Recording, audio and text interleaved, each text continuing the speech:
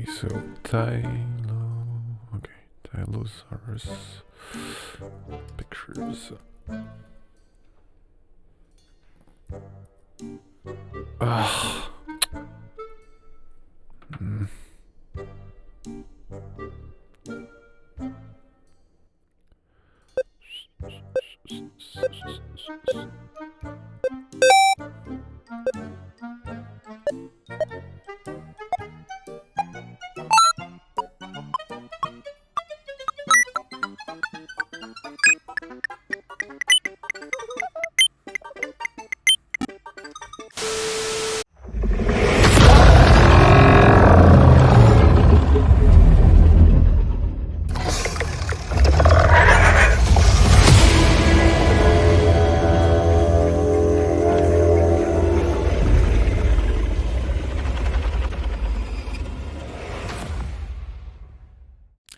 Hi there, it's Tibo Csuko. I'm the co-founder of Bruits Studio, which was founded with Vincent Flignot. Vincent is based in Montreal and I'm based in the south of France. So today we're going to talk about how we built and approached the new articulate sound library, which is called Extinct Animals The Jurassic. So Vincent already covered a lot of the building approach and recording stuff and so on. So I won't go deep into this part. I will focus on how I built one of the dinosaur sounds, which is the Mosasaurus. So I'll link in this video. I put the link in the description for Vincent's first tutorial, which you should watch first, maybe. But just to sum it up, the Jurassic library is comprised of 7 animals, so 7 species of dinosaurs, which are the Triceratops, the Mosasaurus, the Pterodactyl, the Brachiosaurus, the T-Rex, the famous one, Velociraptor, also famous, and Compsognathus, which is a cute little dinosaur when it's here. It's like 30 centimeters height. And you can witness it in 1 or 2 of the, maybe 3, Jurassic movies. So yeah, each species is divided into 9 actions, which are idle, inquisitive, aggro. Aggro is like when the dinosaur realizes you're here or wants to attack, or is more like an aggressive attitude. Of course, the attack, so when he jumps on you. The pain, movement, eat, fall, and die. And each of those 9 actions are divided into, they are break out into 2 or 3 layers generally. So you can further experiment with all the layers and you don't have to be stuck with printed sounds. And you can like mix and match everything to combine and to create your own dinosaurs. So let's just dive through some quick videos about what we recorded. So as Vincent mentioned in his previous videos, because of 2020 year and the COVID, it was kind of hard for us to travel and to like usually zoos or shelters or vets would tell us that sanitary speaking it's a bit hard, so we had to find other solutions. So although Stefan was traveling the world still and was able to grab some sounds from real animals in Asia mostly, Vincent and I decided to go for the more props approach, so recording objects and experimenting with different use of various objects, various props. So we used hog collars, duck collars, bird collars, slime, magic slime, glass, screech, creaking sounds, etc., etc. It was a very, very long process to get the right emotion and feel for each recording, because you quickly end up with a lot of material because you just experiment and keep experimenting, but you realize then that emotionally speaking and the thing that an animal conveys with his vocals is kind of hard to replicate with objects. So it was a long process to, re-record sounds to get the right, the right performance, the right emotion in it. Yeah, so let's quickly go through some of them. Oops, sorry. Let's put this back.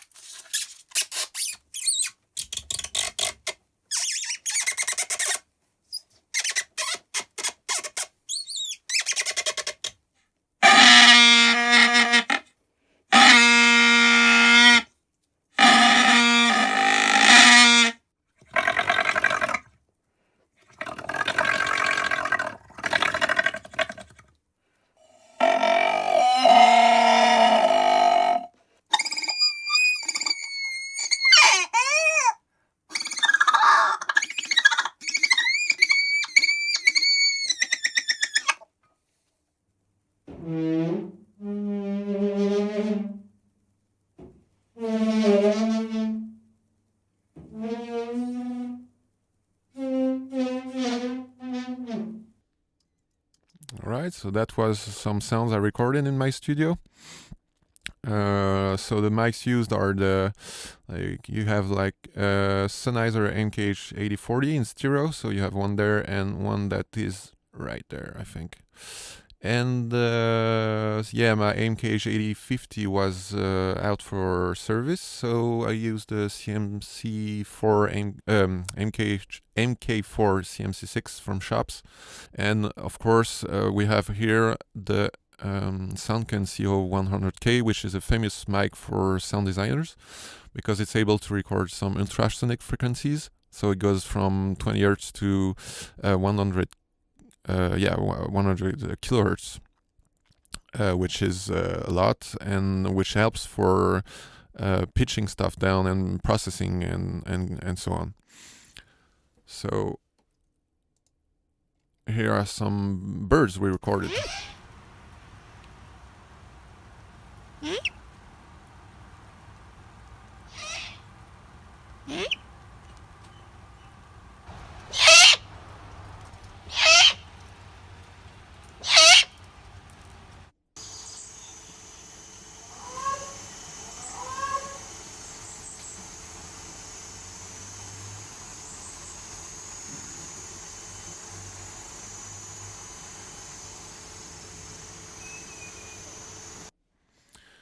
Okay, so yes, in our sonic experimentations, we were very inspired by the work from Tim Preble for one of his libraries.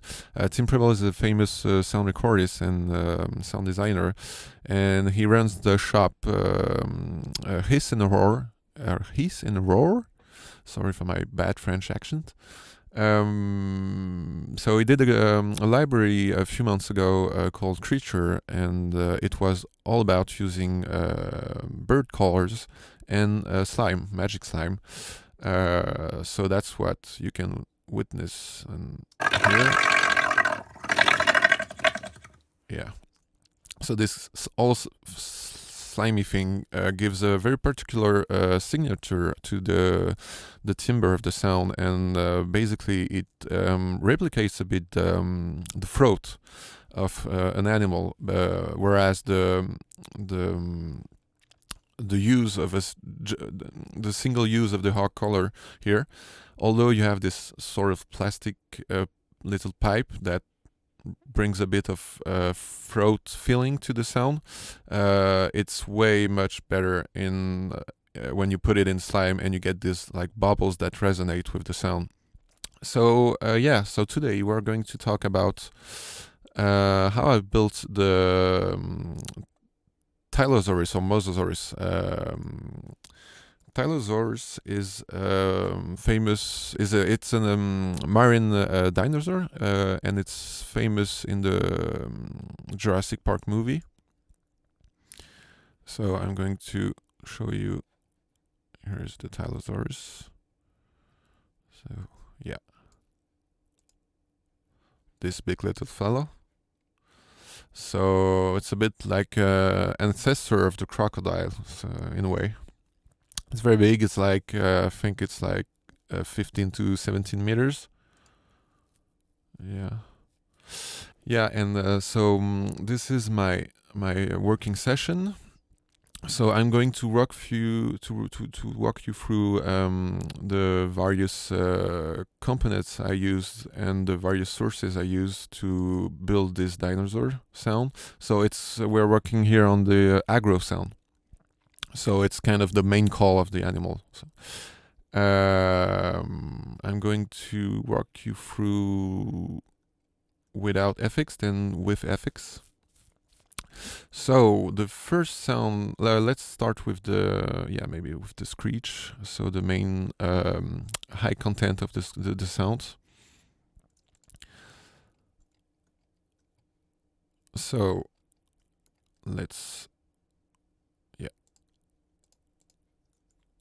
so this is how it sounds with FX processing and all of this. Oh, maybe we just like hear the sound on its wall.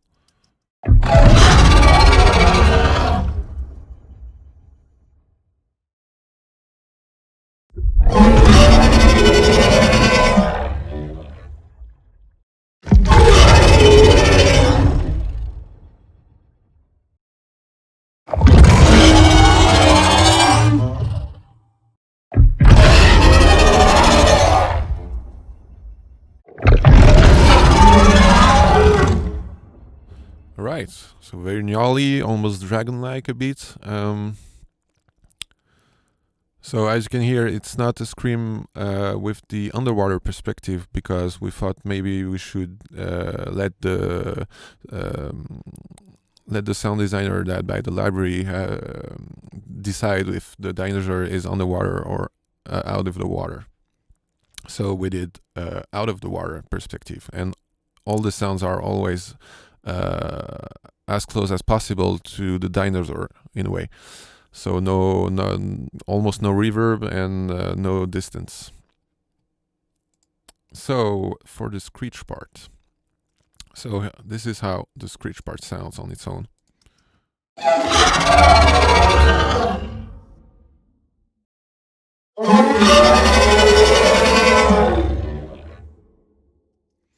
So without effects, let's kill all the effects here, and I think that's it. Yeah, no, here's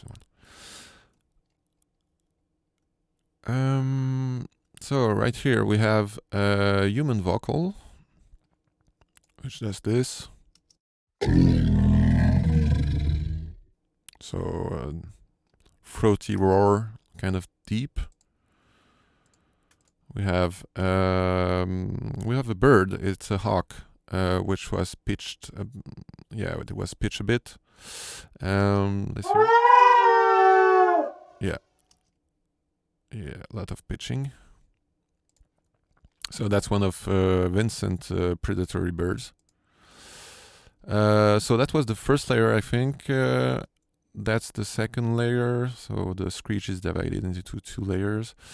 So let's hear the first one. Oh yeah, I forgot to engage the effects on there. So here and here. So all together.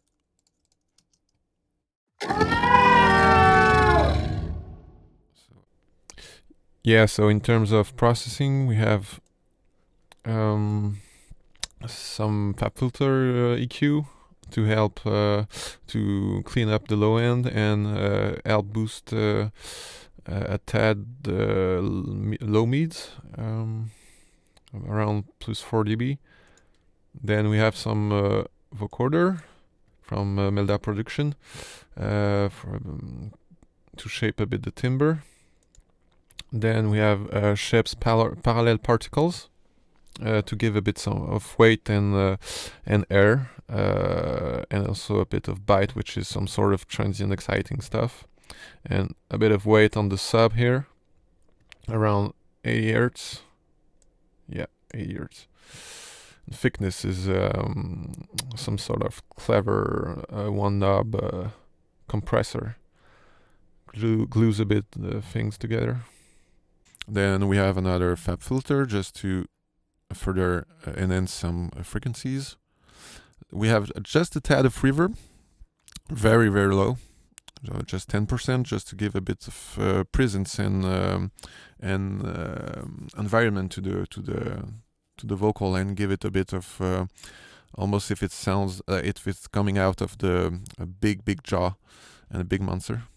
And just some limiting, and we have the tremolators from Sound Toys to give this little stuttery effect. Okay, now back to the next sound, Screech B, which is oh yeah.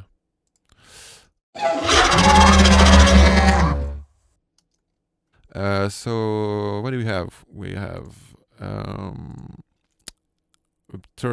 creature. So that's a building block. Vincent and I. So building blocks were like first experimentation at combining different sources that we recorded. In order to have some kind of ready material for various tasks.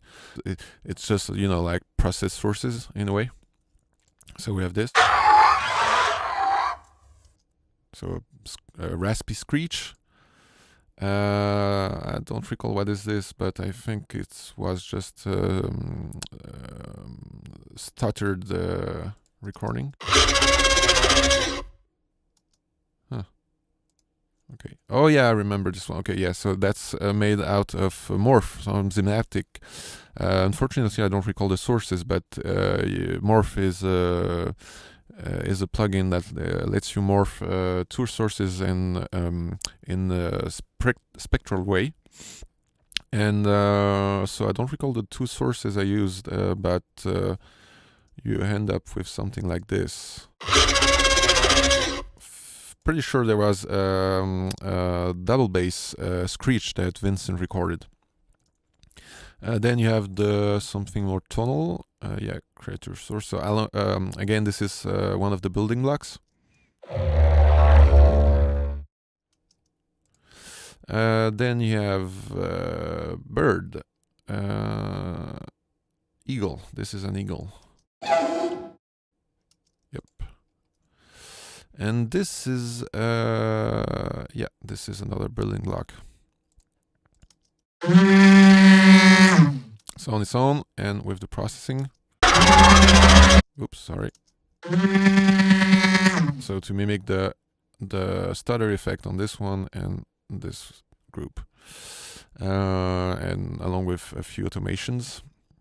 So again, I think I just used tremolator here. Right. So that's for the screech.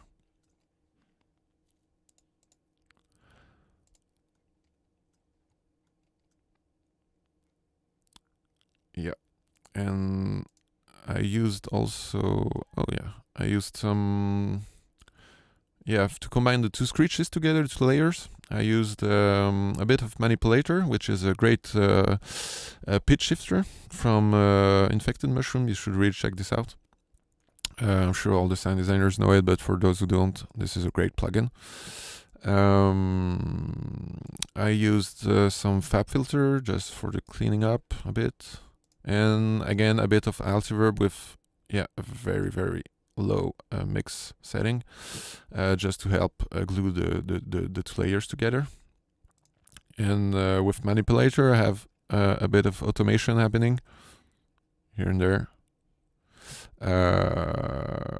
because if I remember right, the tails and the attacks of the sounds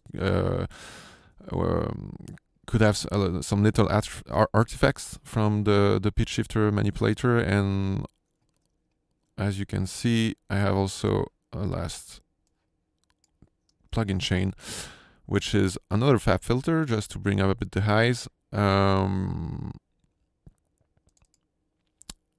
Then, this one is great. This is called Entropy. So it kind of divides the tonal and noise content of a sound. So here I used it very subtly, just minus 23% of entropy, a bit of smoothing. So when you push entropy this way, you focus on the tonal elements, and when you when you when you turn the knob up above 50% of entropy, you're getting more of the noisy content of the sound. So here minus 20. So here minus 23%. It's a bit more focused on the tonal content, which helps focus on the tonal element of the vocal of the dinosaur. Here we have a proximity effect. So this one is pushed really hard on the screech of the creature, on the screech layer. We can hear before and after. If I just then there's just a limiter, so we don't care about this one, but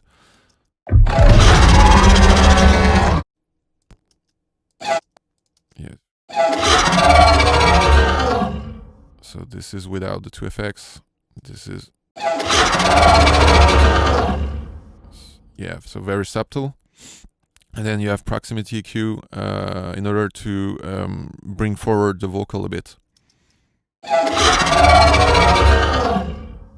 And it helps the screech stand out from the background a bit more and from the roar.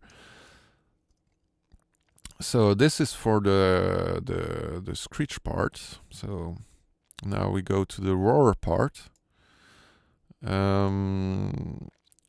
So more basic. We have another creature building block which we design. So again, those building blocks are mostly just various sources pitched and glued together, layered together. So roars and stuff like this. And this is this is a eating sound. I think Vincent recorded, focusing a lot on the throat deglutition. I think it's the word, maybe, I don't know. So yeah, the throat moving and the jaws of Vincent crunching some salad or vegetables, I think. So this is just the attack of this sound. I think it's pitched up. Yeah, it's the pitch is the playback rate. Sorry, is 784 for most of them. Yeah, very low, very low. Just to add the sub and low component of the roar. Yeah, and with a bit of mouth presence. So together it sound like this.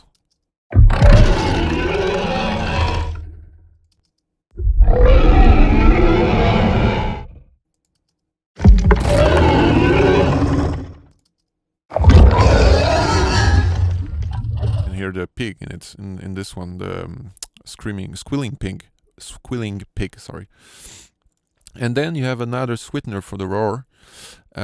So this one, so you just have the bounce, the printed result of the sound. So this one is one of the paint layers from the Mosasaurus that Vincent worked on. So we can look at what is happening in this one.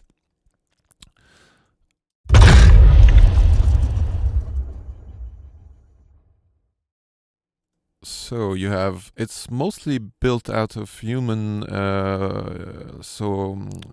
vocals or our recording of our own vocals with a lot of well, not a lot, just some processing. So we have this layer, which is just an exhale, very slow down.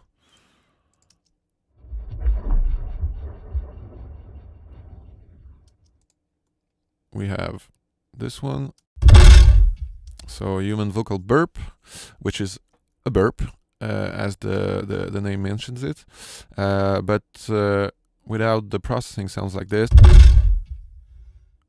and with the processing you get intensity from Synaptic that helps push the high content and the raspiness of the burp a lot, which gives a more aggressive feeling to it. You have just creature beast skeleton. So what's this? Okay, just a little attack to further improve the aggressiveness of the sound and the attack of the sound and the vocal. Oops, sorry. We have another creature. Yeah, we have the same sound here, which is the creature eats large organic sound.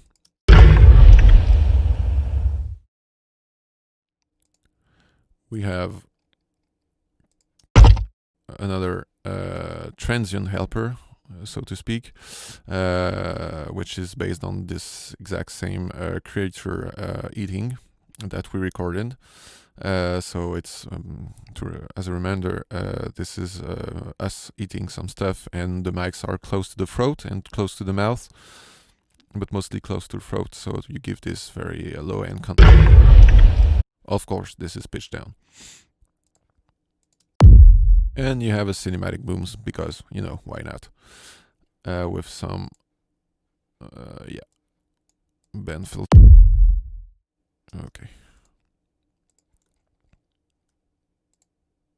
And you have a bit of, we have some processing, some crazy fab filter stuff, Gullfoss, which is a very clever plugin, is based on AI to help shape the sound. So I won't go into details in this one, but it's a very, very good sounding one. It's a bit like Smart EQ Plus from, I don't recall the name, from another brand. It's a plugin called Smart EQ Plus, but this is, I think, a better one. Gullfoss. You can see it. An intelligent EQ based on the real-time input. You have some Ambassador from Melda Production just to help a bit on the low-end content and add a bit of sub and weight.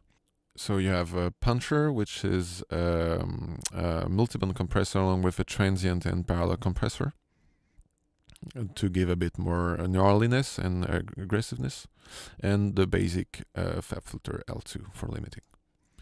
So all in all, it sounds like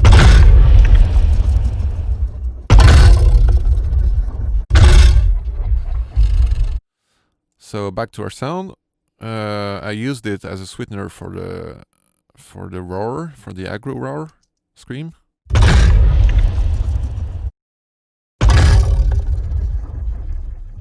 I even layered 2 of them sometimes.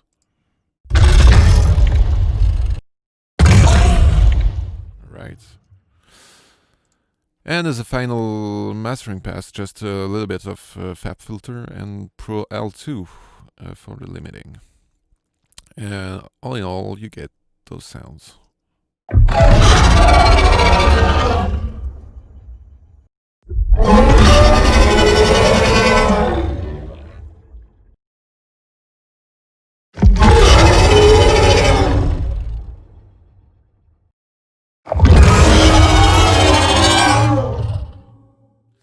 Alright, I think that's covering up the subject pretty well. I hope it was interesting for you to see what my session looks like and how I built this particular sound. We'll try to maybe do some more breakouts on the next libraries, or maybe even on our already released dinosaur library.